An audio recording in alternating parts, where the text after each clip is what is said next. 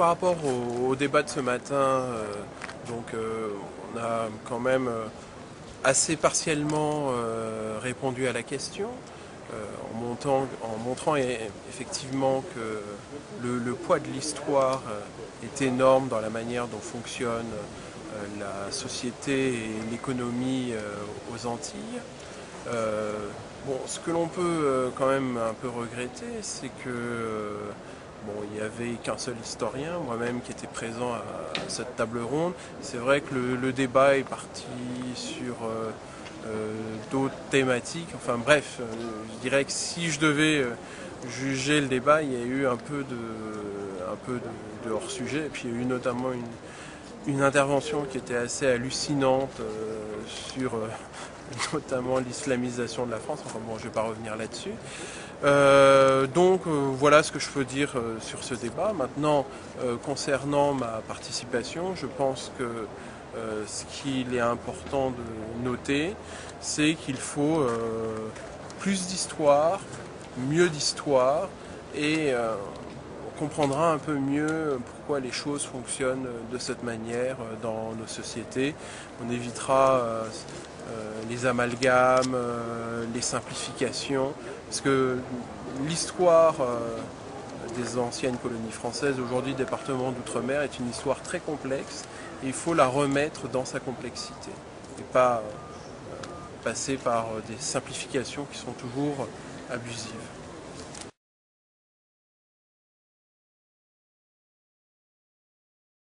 Déjà, si je ne suis plus dans le LKP, enfin, en tant plus dirigeant du LKP, c'est tout simplement parce que je ne suis plus dirigeant syndical en Guadeloupe, ayant été affecté dans une université à Paris. Maintenant, concernant ce qui va se passer dans les mois à venir, je crois que tout va dépendre de l'attitude du pouvoir en place, parce que maintenant la balle est dans le camp du gouvernement, sur notamment la question des prix et des prix des carburants, parce que nous n'accepterons pas une augmentation du prix des carburants. Ça, c'est le meilleur moyen de remettre le feu aux poudres. Et d'autre part, sur toute une série de dossiers, tels que le dossier des contrats aidés, le dossier de la formation, le dossier de l'emploi, nous serons très mobilisés de manière à améliorer le sort de l'ensemble des Guadeloupéens.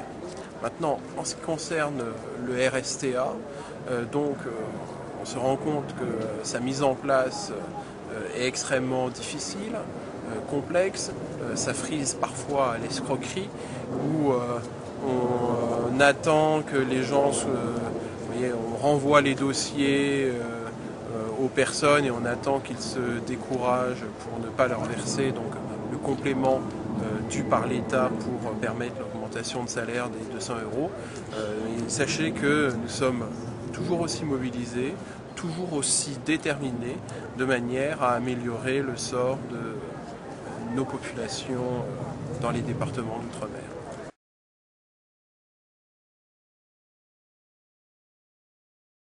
C'est son point de vue, c'est pas du tout le mien. L'histoire sociale est marquée par les rapports de force. Les salariés n'ont jamais obtenu des choses de leur patron en souriant. C'est toujours par la lutte. Ce qu'il faut noter, il faut replacer les choses dans leur contexte, c'est que le 9 février, nous étions sur le point de signer un accord avec le représentant du gouvernement, Yves Gégaud, qu'au moment où le LKP est descendu à Basse-Terre pour signer cet accord, eh bien, Yves Gégaud était reparti dans son avion pour Paris. Ça, c'est inadmissible, c'est du mépris, nous ne sommes pas des chiens, et donc face à cette attitude-là, face à la surdité du gouvernement, eh bien, il faut taper plus fort. C'est ce que nous avons fait, notamment en paralysant complètement la Guadeloupe, avec l'ensemble de la population. Ce qu'il faut savoir, c'est que tout était barré, tous les chemins, même les chemins en tuf étaient barrés, tout était barré. Et nous avons fini par obtenir satisfaction. Nous avions prévenu dès le départ le gouvernement que nous ne céderions pas. Eh bien, ce qui devait arriver est arrivé. Et ils ont été obligés de céder. Mais vous savez, le syndicalisme frôle toujours avec un peu l'égalité. Ce qu'il ne faut pas oublier, c'est qu'au départ, le syndicat était interdit, la grève était illégale, et que c'est par ces moyens qu'on a obtenu la limitation du temps de travail à 40 heures dans un premier temps, l'interdiction du travail des enfants, les congés payés, la sécurité sociale. Tout ça, ça s'est obtenu de haute lutte. Et donc, il faut resituer le mouvement LKP dans l'histoire des mouvements sociaux qui font toujours, qui se font toujours dans le cadre d'affrontements. Et un affrontement, c'est jamais quelque chose de doux et paisible.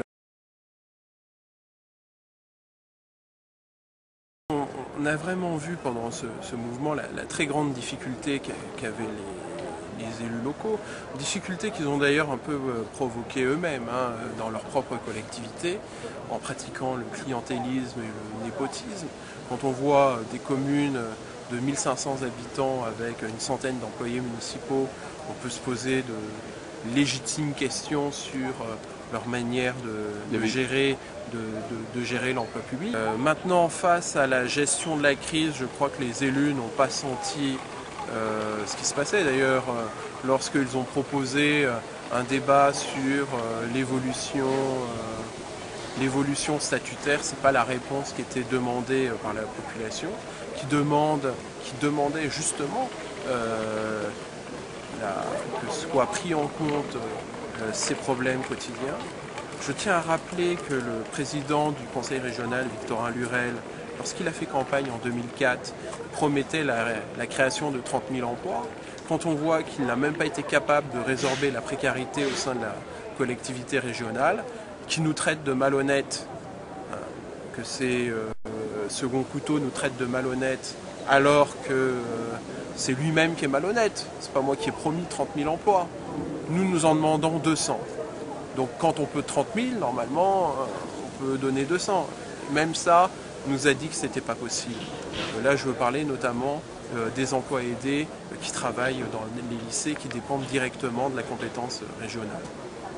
Donc voilà, donc une très grande faiblesse des élus qui est liée à des pratiques, des comportements qui ne devraient plus exister aujourd'hui. Déjà, je crois qu'il y a vraiment un problème de méthodologie.